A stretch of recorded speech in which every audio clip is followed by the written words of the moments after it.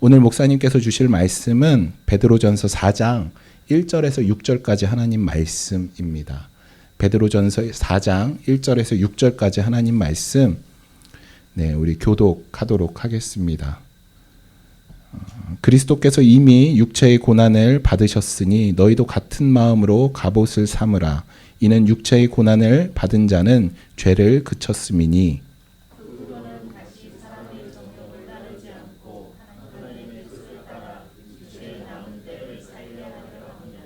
너희가 음란과 정욕과 술 취함과 방탕과 향락과 무법한 우상 숭배를 하여 이방인의 뜻을 따라 행한 것은 지난 때로 조카도다.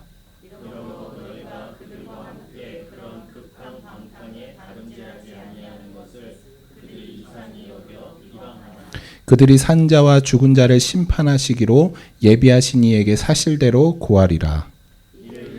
죽은 자들에게도 복음이 전파하였으니 이는 육체를 사람들은 심판을 받으나. 우리 목사님께서 육체의 남은 때를 어떻게 살 것인가 라는 주제로 우리에게 귀한 말씀 전해 주시겠습니다.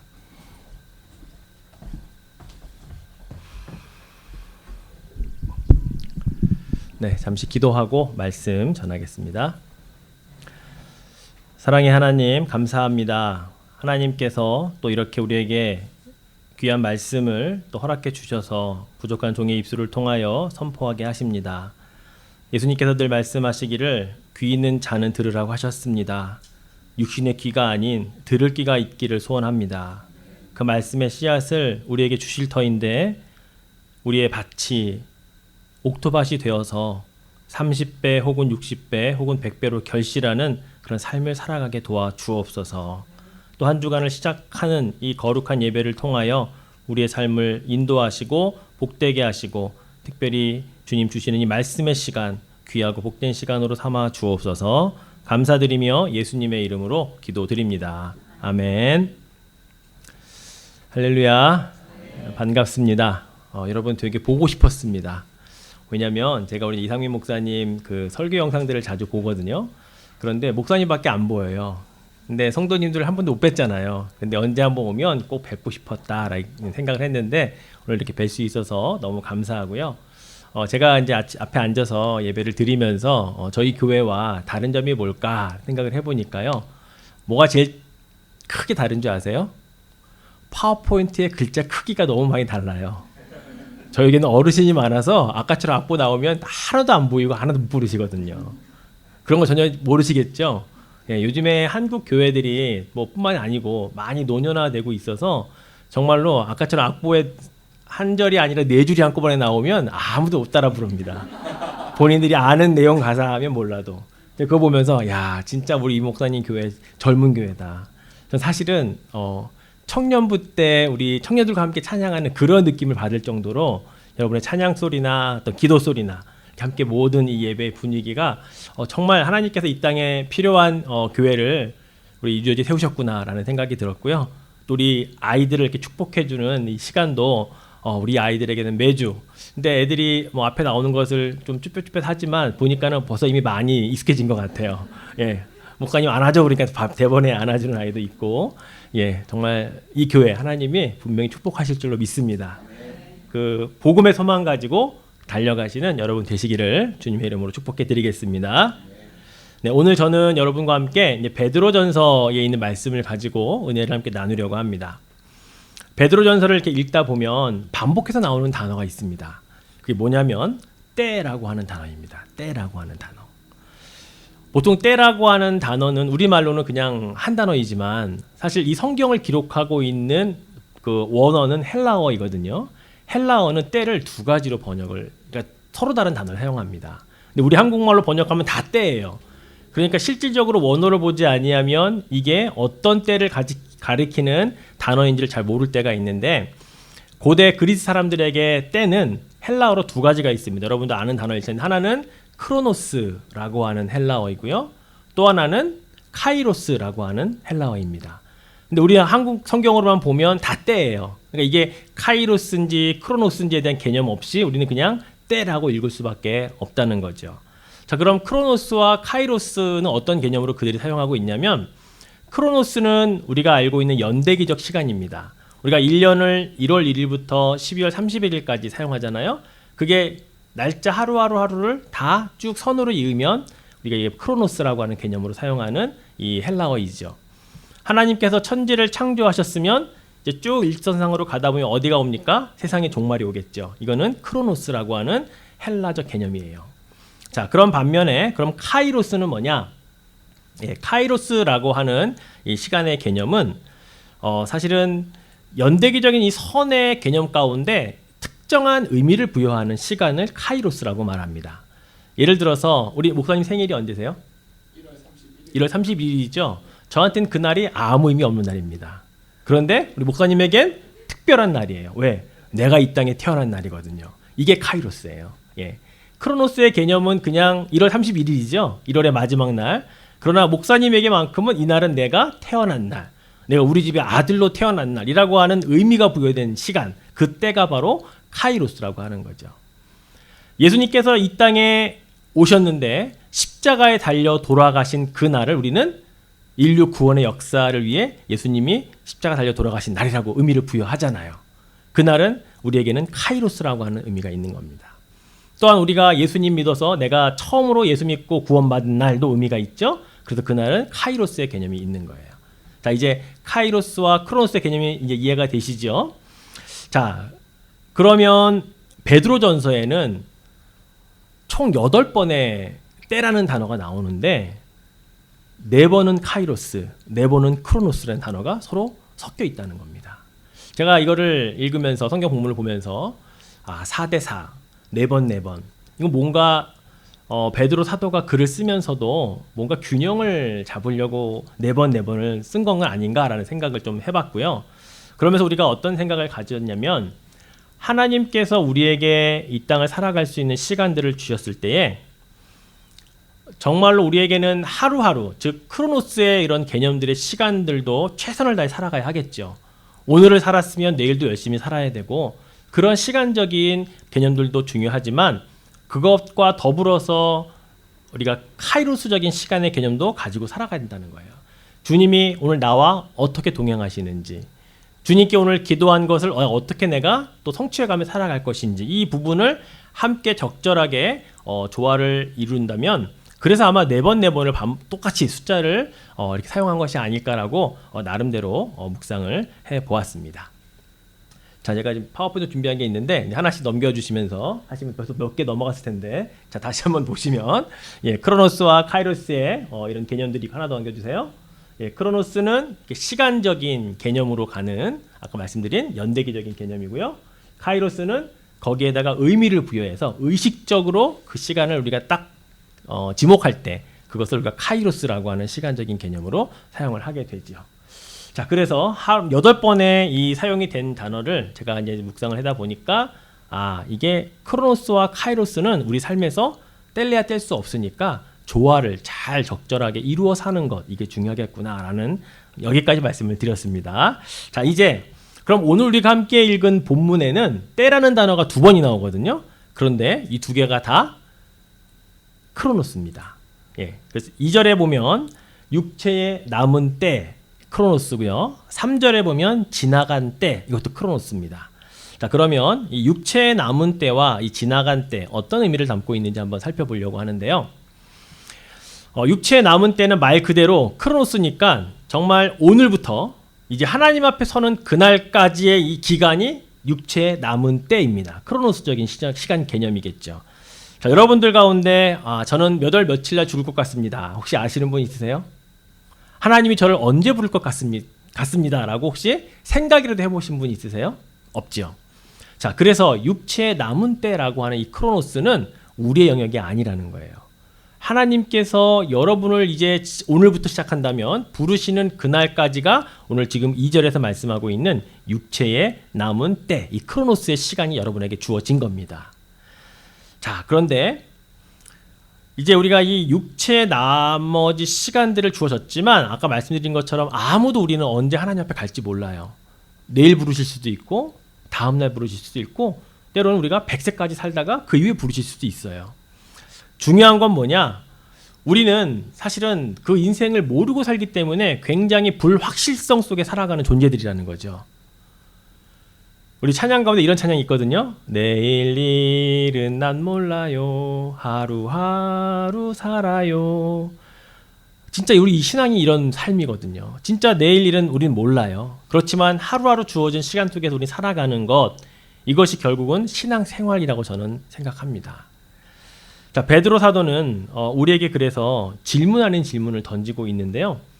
당신의 육체에 남은 때를 어떻게 살려고 하는가라고 하는 질문을 던지고 있는 거예요. 나이가 젊든 나이가 많든 나머지 기간은 얼마인지 알 수 없기 때문에 동일한 질문으로 우리에게 하고 있다는 거예요. 오늘부터 이제 남은 육체의 때를 여러분은 어떻게 살 것인가라고 하는 베드로의 질문에 분명히 여러분 해답을 오늘 얻어가는 시간 되기를 축원해 드립니다. 자, 베드로 사도는요, 오늘 그 답을 어떻게 제시하고 있냐면 2절 말씀에 이렇게 제시합니다. 자, 2절 말씀 같이 한번 읽어볼까요? 그 후로는 다시 사람의 정욕을 따르지 않고 하나님의 뜻을 따라 육체의 남은 때를 살게 하려 함이라. 자, 말씀을 잘 보시면 두 가지 길이 제시되어 있죠. 첫 번째 길은 뭐예요? 다시 사람의 정욕을 따라 사는 길이 있어요. 또 하나의 길은 뭐죠? 하나님의 뜻을 따라 사는 길도 있어요. 두 가지 길이 제시되어 있습니다. 근데 육체의 남은 때 우리는 어떤 길을 선택해서 가야 될까요? 후자죠. 그렇죠? 다시 육체의 정욕을 따라 사는 길로 가지 말고 하나님의 뜻을 따라 하나님이 원하시는 길을 육체 남은 때 살아야 된다라고 우리에게 가르쳐주고 있는 것입니다. 저는 이게 신앙생활이라고 믿습니다. 하나님의 뜻도 묻지 않고 그 뜻에 따라 살아가려고 노력하지도 발버둥치지도 않으면 과연 우리는 육체의 남은 때에 어떻게 우리가 내일 일도 모르는 삶을 살면서 잘 산다고 이야기할 수가 있을까요? 하나님의 뜻을 구하지 않고 그냥 막 살아가다가 고난과 어려움이 닥쳤을 때 우리 요술 램프의 지니를 불러내듯이 하나님 나오세요. 뿅 나타나시면 하나님 저 이거 소원인데 들어주세요. 지금 힘들고 어려운데 이거 좀 해결해 주세요. 해결 다 되는데 하나님 이제 들어가세요. 또 갖다 놨다가 이게 신앙생활 아니잖아요. 하나님이 요술 지니 램프입니까? 지니입니까? 아니잖아요. 하나님의 뜻을 묻지도 않고 하나님의 뜻이 궁금하지도 않으면서 우리가 신앙생활하고 있다고 살아간다면 우리는 요술 램프 안에 들어있는 지니와 똑같은 하나님으로 그렇게 여기고 살아간다는 거예요. 여러분 오늘 아침에 혹시 일어나시면서 하나님 오늘 하나님의 뜻이 무엇입니까? 오늘 하나님의 뜻을 제가 어떻게 알고 살아갈까요? 라고 혹시 물어보시고 질문하시면서 하루 시작하셨나요? 혹시 너무 바빠서 오늘 주일 준비하느라고 바빠서 못하셨다면 오늘 밤 잠자리에 들면서 그렇게 오늘 하나님의 뜻을 내가 잘 따라 살았는지를 한번 물어보고 그리고 하루를 마감해야지라고 혹시 생각을 하시면서 하루를 시작하셨나요? 우리는 사실 하나님의 뜻 잘 묻지 않아요. 왜냐하면 하나님의 뜻을 몰라서가 아니고요. 그러려니 하고 우리 살아가고 있거든요. 그냥 우리가 현재 바쁜 일상 중에 오늘도 교회 오고 주일 예배 드리고 또 집에 돌아가서는 오늘 하나님의 뜻대로 살았어 라고 하는 것을 우리는 그냥 그러려니 하는 그런 신앙을 살아가고 있다는 거죠. 근데 여러분의 육체에 남은 때는 그렇게 살면 안 됩니다. 정말 신앙생활이라고 하는 것은 하나님의 뜻과 전혀 상관없는 길을 가면서도 많은 사람들이 하나님의 뜻대로 신앙생활을 한다고 착각할 수 있기 때문에 그래요. 여러분처럼 이렇게 정말 보다 젊은 나이에 그 뜻을 먼저 구하고 시작하는 삶의 인생은 결코 후회함이 없을 거라고 저는 믿습니다. 그러나 늦지 않았어요. 우리는 지금 시작하면 되는 겁니다. 오늘부터라도 하나님의 뜻을 묻고 인생의 육체에 남은 때를 살아가겠노라라고 이렇게 다짐하시는 여러분 되시기를 주님의 이름으로 축원해 드리겠습니다. 그래서 우리는 신앙생활을 점검할 때 정말 이거 중요해요. 내 뜻대로 살아가고 있는가, 하나님의 뜻대로 살아가고 있는가. 그런데 하나님의 뜻을 묻지 않으면 다 내 뜻대로 가는 거예요. 저는 하나님 뜻대로 내 뜻대로 살지 않아요. 근데 하나님 뜻도 묻지 않아요. 그럼 내 뜻대로 살아가고 있는 거예요. 두 가지 길밖에 없어요. 뭐 다른 누가 인도하는 길은 없거든요. 우리 예수님께서는 고통과 고난의 시간이 왔을 때에 하나님의 뜻을 묻는 것을 늘 열심히 하셨잖아요. 바쁜 와중에서도 홀로 기도하러 올라가셨고, 이제 십자가의 마지막 그 사명을 감당하시기 위하여 예수님이 가신 곳이 어디예요? 겟세마네 동산이었잖아요. 거기에서 땀방울이 핏방울이 될 정도로 그렇게 간절히 기도하시면서 마지막에 뭐라고 기도하셨어요? 아버지, 제 뜻대로 마옵시고 아버지의 뜻대로 하옵소서. 여러분의 기도 가운데 마지막 기도는 예수님의 이름으로 기도합니다. 바로 앞에 이 하나님의 뜻대로 살겠습니다. 하나님의 뜻대로 하십시오라고 하는 고백이 늘 들어가 있어야 돼요. 예수님이 가르쳐 주신 기도가 바로 그 기도거든요. 내 뜻대로 마옵시고 아버지의 뜻대로 하옵소서. 하나님 이거 해주세요. 저거 해주세요. 도와주세요. 다 제 뜻이잖아요. 그러나 이게 하나님 뜻이 아니라면 하나님 뜻대로 하옵소서라고 하는 이 기도, 그리고 예수님의 이름으로 기도합니다. 이 기도가 정말로 중요하거든요. 바로 이것을 오늘 우리는 배우게 된다라고 하는 것이죠. 여러분에게 한 가지 질문을 한번 해볼게요. 사람이 어떠한 때에 죄를 많이 지을까라고 하는 질문인데요. 첫 번째, 평안하고 여유가 있을 때일까요? 아니면 고통과 어려운 이런 시간의 상황에 처해 있을 때일까요? 어떤 때 죄를 더 많이 지을까요, 사람이? 예, 맞아요. 평안하고 여유로울 때 죄를 더 많이 짓습니다. 왜 그럴까요? 고통과 환란이 찾아오면 죄를 지을 시간이 없어요. 예, 그 고통과 환란을 이겨내기 위해 발버둥 치느라고 죄를 지을 시간조차를 못 내요. 이해되시죠? 예. 그래서 성경은 우리에게 뭐라고 말씀하고 있냐면 이게 하나님의 은혜라고 말하는 거예요. 오늘 1절 말씀 보실래요? 자, 1절 같이 읽읍시다. 그리스도께서 이미 육체의 고난을 받으셨으니 너희도 같은 마음으로 갑옷을 삼으라. 이는 육체의 고난을 받은 자는 죄를 그쳤음이니. 뭘 받으면 죄를 그쳐요? 육체의 고난. 예. 육체의 고난, 뭐 우리 삶의 여러 가지 어려운 일들 다 똑같은 의미인데요. 그러면 죄를 그쳐요. 왜요?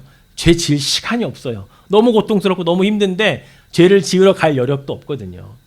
그게 하나님의 은혜라는 거예요. 그러니까 우리에게 주어지는 어떤 고통과 환난의 시간들이 인간적으로 보면 너무 힘들고 어렵고 하나님 왜 저만, 왜 나에게만 이렇게 고백할 수 있고 하나님께 따질 수 있어요.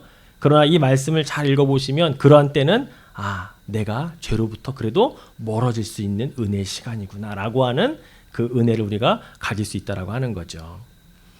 자, 그러면서 거기에 보면 갑옷을 사무라라고 하는 그런 본문도 있는데요. 이 갑옷이라고 하는 이 단어 자체가 헬라 언어에는 고대 그리스 로마 시대 용사들이 완전 무장하는 그 갑옷을 의미를 합니다. 헬라어로는 호플리조라고 하는 단어를 쓰고 있는데 이 시제가 과거 부정형이라고 하는, 우리 영어에는 없는 시제인데요. 한국말에도 없는데 이 헬라어 시제에만 있는 거예요. 과거 부정형이라고 하는 시제인데 어떨 때 이 시제를 사용하냐면 한꺼번에, 단번에 이걸 이루어야 할 때 이 과거 부정형을 사용하는데 이 호플리조라고 하는 단어를 쓰면서 이 시제를 쓰고 있더라고요. 무슨 의미일까요? 여러분 자신을 위해서 어떤 고난과 고통이 오기 전에 여러분이 갑옷을 입으려면, 즉 무장을 하려면 단번에 하라는 거예요. 오늘 하고 내일 하고 좀 이따가 시간 되면 또 하고, 이건 무장이 아니에요. 여러분 군인이 전쟁터에 나갈 때 총 들고만 나갔다가 총알 없네 다시 들어와서 총알 가지고 또 나가고, 나중에 또 이 헬멧 안 써 또 들어오고, 이게 전쟁 나가는 군인이 하는 게 아니잖아요. 우리 영적인 싸움도 마찬가지라는 거예요. 단번에 갑옷을 완전 무장하라고 말씀을 하고 있는 거죠. 예수님의 겟세마네 동산에 그 땀방울이 핏방울이 되는 기도는 단번에 무장을 하신 거예요. 그리고 나서 골고다 오르셨고 십자가에서 달려 돌아가시며 그 모든 사역을 예수님께서 감당하실 수 있었던 것처럼 우리에게도 그러한 무장이 필요한 것이죠. 우리가 잘 알고 있는 에베소서 6장에 보면 사도 바울이 우리 전신갑주를 입으라라고 하는 그 우리 어린 주일학교 때부터 많이 배웠던 내용도 기억하시죠? 자, 머리에는 구원의 투구, 가슴에는 의의 호심경, 허리에는 진리의 허리띠, 발에는 평안의 복음의 신발, 한 손에는 성령의 검, 한 손에는 믿음의 방패, 이렇게 하거든요. 자, 그런데 전신갑주를 취할 때 이 중에 어느 하나라도 빼먹고 만약에 간다면 그럼 이건 완전 무장이 아닌 거예요. 그렇죠? 마찬가지입니다. 갑옷을 입으라라는 말이나 사도 바울이 전신갑주를 취하라라고 하는 말은 이걸 한꺼번에 다 갖추라는 이야기입니다. 그리고 싸움하러 가라는 거예요. 그리고서 고난과 고통의 때를 능히 이겨낼 수 있도록 준비하라는 말씀입니다. 여러분 그렇게 우리가 준비해야 된다는 것을 꼭 기억하시면 좋겠습니다. 또한 이 기도라고 하는 것이 예수님의 겟세마네 동산의 기도처럼 우리에게 주는 유익이 많아요. 특히 고난 중에 주님의 음성을 들을 수 있는 이 통로가 기도일 때가 많습니다. 사실 고난 중에는 찬양도 잘 안 불려지고요. 성경을 봐도 무슨 내용인지 막 너무 모를 때가 있고요. 그러나 기도는 되거든요. 하나님과 기도할 때 기도로부터 우리에게 주시는 하나님의 어떤 뜻, 왜 네가 지금 이 고난을 당하고 있는지를 알게 하시는 그 하나님의 뜻은 결코 숨기려고 우리에게 하나님은 그렇게 하지 않으시는 분이에요. 하나님이 여러분이 하나님의 뜻을 묻는데 한번 알아맞혀 볼래? 뭐 이렇게 하시는 분 아니시거든요. 하나님의 뜻은 언제든지 우리에게 밝히 알려주기를 원하세요. 그런데 우리가 묻지 않을 뿐이죠. 묻는 자에게는 주의 뜻을 알게 하시고 그것을 하나님께서 잘 알려주십니다. 그래서 주의 뜻을 알고 고난을 당하는 자와 그 뜻도 모르고 당하는 자의 차이는 엄청납니다. 여러분 자녀들 다 키워봐서 아시지만 무턱대고 애를 막 혼내는 부모와 네가 오늘 왜 혼나는 줄 알아? 무엇 때문에 혼나는 거야? 라고 말하면서 혼내는 부모와 아이들이 받는 상처는 너무너무 달라요. 그렇죠? 일단 때리고 보는 부모, 일단 자기의 감정이 너무 막 욱해져가지고 일단 때리고 나서 막 뭔가를 얘기해요. 그것보다는 혼내기 전에 이야기를 하고 그것 때문에 네가 혼나는 거다라고 알려줬을 때, 즉 부모의 뜻을 알고 애가 혼날 때와 그렇지 않고 혼날 때는 너무나 차이가 많거든요. 예, 똑같아요. 우리가 하나님으로부터 뜻을 구하고 그렇게 알고 그 시간들을 잘 보내다가 고난과 고통이 오면 이해가 되고 지금 내가 왜 이런 시간들이 왔는지 알겠다라는 것이 우리 삶에 드러나지만 뜻도 묻지 않고 살다가 바쁘게 살다가 갑자기 닥쳐오는 고난은요 이해가 안 될 수 있어요. 내가 뭘 잘못했다고, 왜 나보다 더 이런 사람도 있는데 이런 핑계를 대기 시작하거든요. 주의 뜻을 묻지 않았기 때문에 나타나는 결과라는 거예요. 그래서 여러분 우리가 자녀들을 키울 때 여러분도 분명히 아시듯이 뜻을 알고 혼을 내는 그 아이에게 고통의 시간이 있을 수 있지만 부모의 뜻을 알고 매를 맞고 혼나는 아이들은 이해를 하고 잘 견뎌내요. 마찬가지로 우리가 하나님의 뜻을 알고 잘 우리가 묻고 어렵고 힘든 시간들을 겪어낸다면 능히 그 시간들을 이겨낼 줄로 믿습니다. 자, 이제 3절에 나온 지나간 때를 한번 살펴보겠습니다. 자, 지나간 때 3절 말씀을 한번 같이 또 읽죠. 너희가 음란과 정욕과 술 취함과 방탕과 향락과 무법한 우상 숭배를 하여 이방인의 뜻을 따라 행한 것은 지나간 때로 족하도다. 네, 여기서 지나간 때라고 하는 이 의미는요, 우리가 예수 믿기 이전의 때를 말합니다. 내가 예수 믿어서 구원받은 이유가 아니고 그 전의 때를 이야기를 하고 있거든요. 자, 이럴 때 우리가 어떻게 살았나 보면 음란하고 정욕이 사로잡혀 있고 술에 취했던 때 방탕하고 무분별하게 우상을 숭배하며 살았던 그 지나간 때가 우리가 예수 믿기 이전의 그런 삶이었다고 성경은 이야기합니다. 어떤 분들 보면 그런 표현들을 좀 쓰시는 어르신들이 계세요. 여러분들은 없으시겠지만 내가 왕년에는 뭐 이랬는데 라는 그런 표현들, 내가 예수 믿기 전에는 뭐 이랬는데 라는 표현들을 어르신들은 종종 쓰셔요. 예, 그때를 그리워하는 듯한 그런 말, 내가 예전에 뭐 이러면서 잘 나갔는데 라고 하는 어떤 자랑거리처럼 그렇게 하시는 말씀들을 들을 때가 있는데 사실 그리스도인들에게 그때는 자랑이 아닙니다. 지나간 때는 진짜 지나갔고 우린 육체의 남은 때를 어떻게 살 것인가에 대해서 준비하는 삶이 돼야 되지요. 여러분, 만약에 다시 구원받기 이전의 때로 돌아간다면 어떤 일들이 벌어질까요? 지금은 우리가 예수 믿고 구원받은 이후의 삶을 살아가고 있는 자들인데 예수 믿기 이전의 때로 돌아간다면 어떤 일들이 벌어질까요? 신약에 바울이 쓴 서신서가 총 13권이 있거든요. 자, 그 서신서에 보면 데마라고 하는 사람이 등장합니다. 데마라고 하는 사람이, 이 사람은 어떤 출신이냐면 데살로니가 출신이고요. 바울이 전도를 해서 예수를 믿어서 바울의 동역자가 된 사람이에요. 심지어 바울이 감옥에 갇혔을 때 거기서 쓴 편지를 옥중서신이라고 이렇게 표현하는데 그 옥중서신에 보면 이 데마라는 사람의 이름이 꼭 등장해요. 자, 한번 볼까요? 옥중서신이 빌레몬서 1장 24절 말씀 제 앞에 보세요. 또한 나의 동역자 마가 아리스다고 데마라는 이름이 등장하죠. 누가가 문안한다. 또 옥중서신인 골로새서를 보면 4장 14절에 보면 사랑을 받는 의사 누가와 또 데마가 너희에게 문안한다. 자, 왜 바울이 옥중서신을 쓸 때마다 데마라고 하는 사람을 꼭 그 안에 넣어서 이 사람이 여러분과 함께 문안합니다. 이 사람도 나의 동역자입니다. 이렇게 소개를 할까요? 진짜 그 옆에서 감옥에 갇힌 바울을 돕고 그 옆에서 여러 가지 사역을 동역을 하고 있었던 사람이 데마라고 하는 사람이었거든요. 자, 그런데 바울이 13권을 쓰면서 가장 마지막에 쓴 서신서가 목회서신이라고 하는 디모데 후서입니다. 자, 디모데 후서에 가면 한 번 더 데마가 나오는데 4장 10절에 뭐라고 나오냐면 이렇게 나와요. 한번 같이 읽어볼까요? 데마는 이 세상을 사랑하여 나를 버리고 데살로니가로 갔고. 예.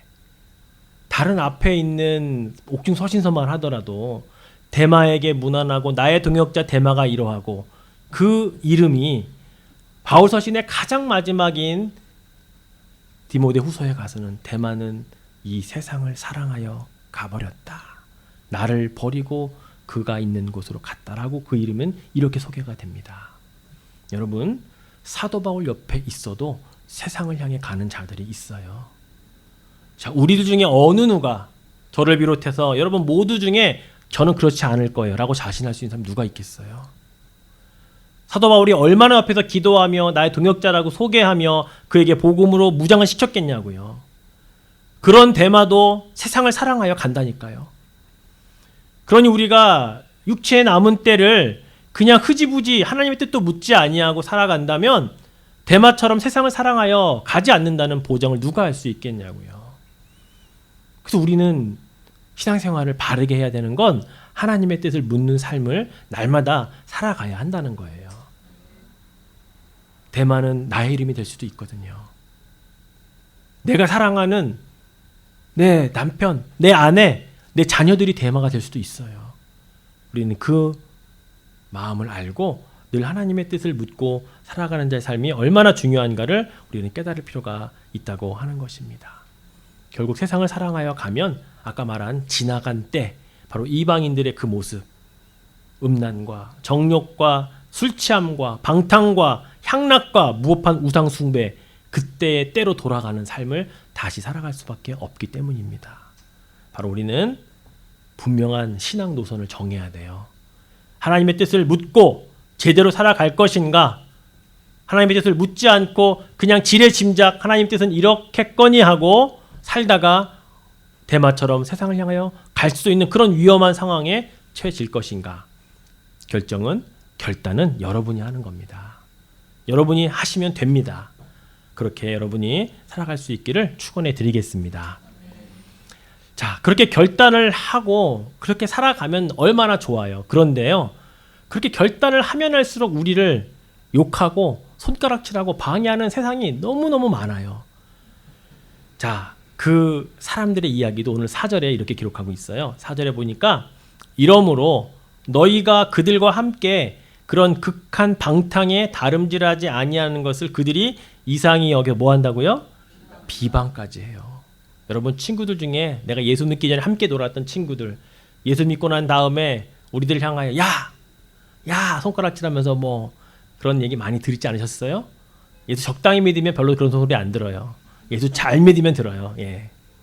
예수 잘 믿으면 야 너 이전에 안 그랬잖아 막 그러면서 손가락질도 하고 비방도 막 한다고요. 자, 근데 여러분 어떤 목사님이 그리스도인이 된다는 것이라는 의미를 이렇게 정의를 하셨더라고요. 제가 이걸 이제 캡처를 해왔는데 being Christian이 된다는 게 의미를 뭐라고 하셨냐면 믿지 않는 자들에게 그리스도인이라는 이유 때문에 무슨 손가락질? 정당한 손가락질. 그냥 손가락질 아니에요. 정당한 손가락질을 받을 수 있어야 하는 자가 그리스도인이 된다는 거다라고 이렇게 정의를 내리셨는데 너무 공감이 됐어요. 그리스도인으로 살면서 손가락질 받는 사람 많아요. 옛날에 우리 그 한국의 프로그램 보면 그 동남아 이런 데서 일하러 온 많은 그 외국인들 있죠. 우리 사장 나빠요 뭐 이러면서, 그렇죠? 근데 알고 보면 교회 장로님이세요. 그런 분들이. 예. 그건 정당한 손가락질이 아니죠. 그리스도인으로서 정당한 손가락질을 받는다는 것이 어떤 의미인지 여러분 아실 겁니다. 그런데 여러분 예수님은요 손가락질뿐만이 아니고 미친놈의 소리 들었어요. 자, 마가복음 3장 21절에 보니까 예수의 친족들이 듣고 그를 붙들러 나오니 이는 그가 미쳤다 하밀러라. 예수님 보고 친척들까지도 미쳤다 그랬어요.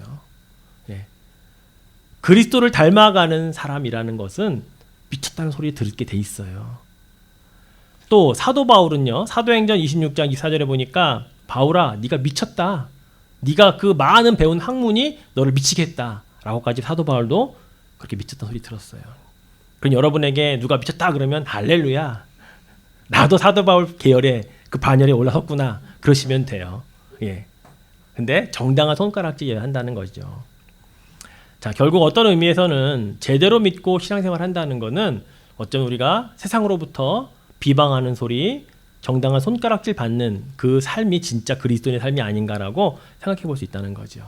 자, 한 가지 더 말씀드리고 싶은 건 그 4절에 보면 후반부에 그들이 이상히 여겨 비방한다라는 이 단어가 우리는 우리를 비방하는 것으로 해석할 수도 있는데 실제로 이 헬라 원어를 보면 한 가지 해석이 더 가능하다는 거예요. 이 비방하다고 하는 이 블라스페머라고 하는 헬라어는요 신성 모독하다라는 말이거든요. 잘 보면 우리가 믿는 하나님을 욕하는 거예요. 우리 욕하는 게 아니고 야 네가 믿는 하나님 때문에 너를 이렇게 만든 거 아니야. 야 네가 믿는 예수가 너를 이렇게 지금 우리와 같이 놀던 친한 이 삶에서 너를 데려간 거 아니야라고 신성 모독하는 단어까지 해석할 수 있는 단어거든요. 그러니까 우리가 예수 잘 믿으면 하나님도 욕을 잡수신다니까요. 그런데 하나님은 바로 다음 그 5절에서 그러한 자들을 향해 심판하겠다고 말씀합니다. 자, 5절 말씀 보실래요? 그들이 산자와 죽은 자를 심판하기로 예비하신 이에게 사실대로 고하리라. 조금 쉬운 우리말 성경은 이렇게 번역을 해놓았습니다. 그들은 산 사람과 죽은 사람을 심판하기 위해 예비하시는 분에게 바른 대로 고하게 될 것이다. 뭘 바른 대로 고하냐면 내 죄를, 내 친구를 손가락질했던 거, 하나님을 향하여 비방했던 것들을 다 낱낱이 하나님의 심판대 앞에서 고백하게 될 날이 올 것이다 라고 베드로 사도는 그렇게 이야기를 하고 있는 겁니다. 하나님께서는 상응하는 대가를 반드시 치르게 하시겠다는 거예요. 예수님께서 마지막 심판날에 어떤 일이 있을 것인가를 참 많이 말씀해 주셨는데 그 가운데 누가복음 13장 28절 말씀에 보니까 이런 말씀도 하셨어요. 너희가 아브라함과 이삭과 야곱과 모든 선지자는 하나님 나라에 있고 오직 너희는 밖에 쫓겨난 것을 볼 때 거기서 슬피 울며 이를 갈리라. 비방하는 자들을 향한 예수님의 그 모습은 그들은 밖에 쫓겨나서 슬피 울며 이를 가는 모습인 것을 분명하게 제시해주고 있다는 것입니다. 사랑하는 우리 복음교회 성도 여러분, 우리는 데마처럼 세상을 더 사랑하여 가서도 안 되겠고요. 하나님을 비방하는 자들과 함께 방탕으로 다름질해서도 더더욱 안 되는 사람들입니다. 왜요? 우린 그 결과를 알고 있거든요. 마지막 때 슬피 울며 이를 갈게 될 일을 하지 않아야 된다라는 것이죠. 자, 그래서 이제 마지막 6절 말씀은 이렇게 마무리를 합니다. 자, 같이 한번 읽겠습니다. 이를 위하여 죽은 자들에게도 복음이 전파되었으니 이는 육체로는 사람으로 심판을 받으나 영으로는 하나님을 따라 살게 하려 함이라. 아멘. 여기서 말하고 있는 죽은 자들은요, 예수 믿고 죽은 자들을 말해요. 구원받은 자들. 그러니까 그들에게 복음이 전파되었죠. 자, 그런데 성경에 보면 우리 인간은 첫 번째 사망, 사람에게 죽음은 다 심판받아 정해져 있다고 말씀하시죠. 그리고 두 번째 사망이 있다고 요한계시록에 나옵니다. 두 번째 사망은 영의 사망이라 그래요.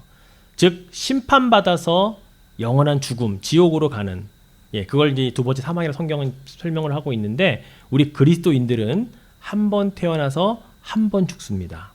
그러나 예수 믿지 않는 자들은 한 번 태어나서 두 번 죽습니다. 첫 번째 사망은 육신의 사망이요, 두 번째 사망은 영원한 형벌인 그 둘째 사망까지도 겪게 돼 있는 거예요. 그러니까 여러분 한 번 태어났으면 한 번 죽는 걸로 끝나셔야 됩니다. 두 번 죽는 거 안 됩니다. 밖에서 이를 갈며 그 예수님 말씀처럼 그 상황이기 때문에 그래요. 자, 이제 사도 베드로는 결국 우리들에게 육체의 남은 때를 어떻게 살아가야 할 것인가에 대한 명확한 그 진리를 제시를 해줍니다. 하나님의 뜻을 따라 살겠다고 다짐하라는 거예요. 거기에 갑옷도 열심히 입고 한 번에 단번에 입어서 무장하고 고통과 고난의 때가 온다 할지라도 우리는 세상을 향하여 더 가지 아니하고 그들이 우리를 향하여 손가락질하고 비방할지라도 우리는 그것으로부터 능히 이겨낼 수 있는 것, 바로 그것은 하나님의 뜻을 따라 사는 자들이 갈 수 있는 길인 것을 우리에게 분명히 제시하고 있다는 사실이죠. 자, 말씀을 맺겠습니다. 로마 제국 시절에 기독교 박해에 본격적으로 그 박해를 시작한 사람은 여러분이 잘 알고 있는 네로 황제입니다. 자, 네로 황제에 대한 평가는 대부분 다 부정적이에요. 자, 네로 황제는 어떤 부정적인 평가, 역사적인 기록을 바탕으로 한 거거든요. 이런 기록들이 남아 있어요. 어머니와 이복 동생을 살해한 페류나, 베드로와 바울을 처형하고 기독교를 박해한 폭군, 요한계시록에 나오는 적그리스도, 성적으로 타락한 남봉꾼, 로마시에 불을 지르고 하프를 연주했던 미치광이, 이게 실질적으로 기록에 남아 있는 이 네로 황제에 대한 이 평가들이거든요. 자, 그런데 네로 황제는 이런 부정적인 평가만 있는 사람은 아니라는 겁니다. 어떤 용어 중에 네로의 5년이라고 하는 표현이 있어요. 네로의 5년이라는 말이 있는데 그것은 그가 황제가 되고 나서 5년간의 시간을 말합니다. 그때는 그의 치적을 많은 사람들이 칭찬합니다. 로마 제국의 번영을 이끌었던 5명의 황제를 일컫는 중에 그 중에 한 명이 트레아누스 황제라는 사람인데, 이 사람은 뭐라고 말했냐면 네로가 다스린 5년만큼 로마 제국의 태평성대는 없었다라고 말할 정도로 이 네로의 이 첫 5년은 아주 잘 정치를 하고 황제로서 최고의 그 때를 누렸다고 이야기를 합니다. 그 이유는 뭐냐면 이런 이유가 있었어요. 네로 황제 이전에 클라우디우스라고 하는 황제 때는 이제 기독교가 막 전파되고 있는데 이 유대인들과 기독교들 사이에 너무 다툼이 심한 거예요. 갈등도 심하고. 그래서 로마시에서 유대인과 기독교들을 다 내쫓아 버렸습니다. 그런데 우리가 잘 알듯이 유대인들은 항상 어디에 살든지 그 지역의 상권을 쥐고 있는 자들이잖아요. 유대인들하고 기독교인들이 싹 다 나가버리니까 로마시가 갑자기 지형적으로 어려워지기 시작한 겁니다. 뭐 상권이 안 돌아가니까 갑자기 막 어려워지는 거예요. 그때 네로 황제가 들어가서 황제가 되면서 다시 기독교인들과 유대인들을 불러들입니다. 그래서 로마 시내 안까지는 안 불러들이고 그 강가를 기준으로 그 뒤에 마을에 정착해 살도록, 그래서 로마시의 경제적인 부흥을 다시 가져오도록 그런 정책을 쳤던 사람이 바로 네로 황제라 그래요. 그게 네로의 5년 안에 있었던 일입니다. 그러니까 어렵고 힘든 때에 네로 황제는 그런 세력, 그런 어떤 정치적인 것들을 잘 읽어내서 그렇게 세력을 또 인정을 받았던 사람이죠. 그래서 어떤 기록에 보면요, 네로가 사망한 이후에 로마의 평민들이 그의 무덤 앞에 꽃을 계속해서 갖다 바쳤다는 기록도 남아 있고요. 또 어떤 이야기는 로마가 점점 어려워질 때마다 늘 그들 그 평민들 사이에 도는 소문이 뭐였냐면 네로가 다시 와야 된다. 네로 황제가 다시 로마를 다스린다. 이런 소문까지 돌 정도로 네로의 5년에 대한 이 역사의 기록은 굉장히 칭찬을 받는다고 하는 거예요. 자, 제가 왜 네로의 5년을 이야기했냐면 네로가 총 14년밖에 황제로 있지 않았어요. 자, 그럼 네로의 5년이면 나머지 몇 년이에요? 9년이죠. 자, 한 사람의 인생이 5년과 9년으로 나누어집니다. 자, 우리 기독교인들에게 과연 우리는 5년과 9년, 칭찬받는 삶과 그렇지 못한 삶으로 나누어지는 기준이 어디 있을까요? 이게 바로 하나님의 뜻을 묻고 사느냐, 그렇지 않느냐 있다는 거죠. 하나님의 뜻을 묻고 살면 네로의 5년과 같은 칭찬받는 삶을 우리의 삶은 마감할 수 있어요. 그러나 하나님의 뜻을 묻지 않고 살면 결국은 내 뜻을 강요하고 내 뜻을 하나님의 뜻에 맞추는 게 아니라 하나님의 뜻을 내 뜻에 끌어다가 맞춰 살면 네로의 나머지 9년으로 갈 수밖에 없는 거예요. 네로는 17세에 황제가 됐어요. 그래서 22살까지 잘 다스렸고 나머지 이제 9년간, 즉 마지막 그 31살에는 자살하여서 죽었거든요.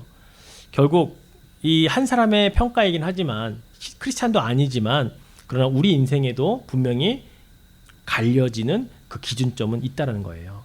바로 그것을 우리는 오늘 말씀을 근거해서 하나님의 뜻을 묻고 살아가는 자의 인생에는 칭찬받는 하나님의 그런 때가 주어지겠구나라고 하는 믿음을 가지고 육체에 남은 때를 우리는 그렇게 살아가야 한다는 것이죠.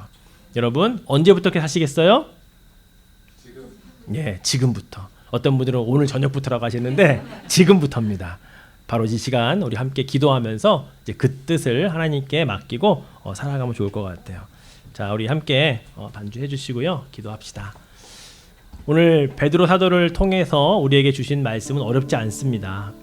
크로노스와 카이로스의 삶을 적절하게 잘 우리가 조합을 해 살아가야 하는 우리 인생들이고요. 근데 참 중요한 것은 우리가 육체의 남은 때를 아무도 모른다는 거예요. 우리가 오늘 예배드리고 오늘 밤에 하나님 불러가셔도 우리의 육체의 남은 때는 그 시간밖에 주어지지 않겠지만, 그러나 중요한 것은 그 시간만이라도 하나님의 뜻을 묻고 살았느냐 그렇지 않았느냐가 참으로 중요하다는 겁니다. 우리 육신의 나이의 많고 적음은 중요하지 않습니다. 지금 이 시간, 오늘 이 시간 이후로 내가 육체의 남은 때를 하나님께 뜻을 묻고 살아가겠다라고 다짐하고 결단하면 되는 겁니다. 그렇게 여러분이 시작하시면 되는 거예요. 오늘 우리가 그렇게 살아가기를 위해서 함께 통성으로 기도하고 제가 마무리 기도하겠습니다.